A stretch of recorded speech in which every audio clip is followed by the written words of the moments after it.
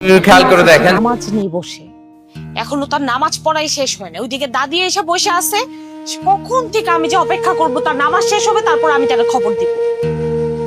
লাই জানার কথা বল।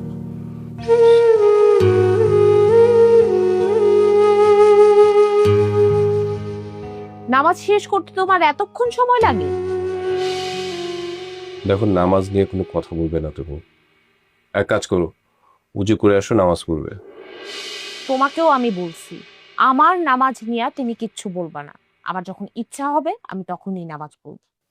যারা নামাজ পড়ে না বা পড়তে চায় না, তারা ঠিক তোমার মতো করে কথা বলে। আচ্ছা, কি হয়েছে বলো? অনেক বড় সমস্যা। তোমার মা আমার সাথে খারাপ ব্যবহার করতেছে। খুব অন্যায় করছে, কিন্তু আমার মা তোমার সাথে কি করছে শুনি?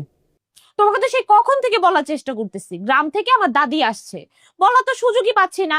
আসার পর থেকে দেখছি তুমি নামাজ পড়েই যাচ্ছ, তোমার নামাজ শেষ হওয়ার আর কোনো নাম নেই। তোমার এরা বলছে আমার নামাজ নিয়ে কোনো কথা বলবে না।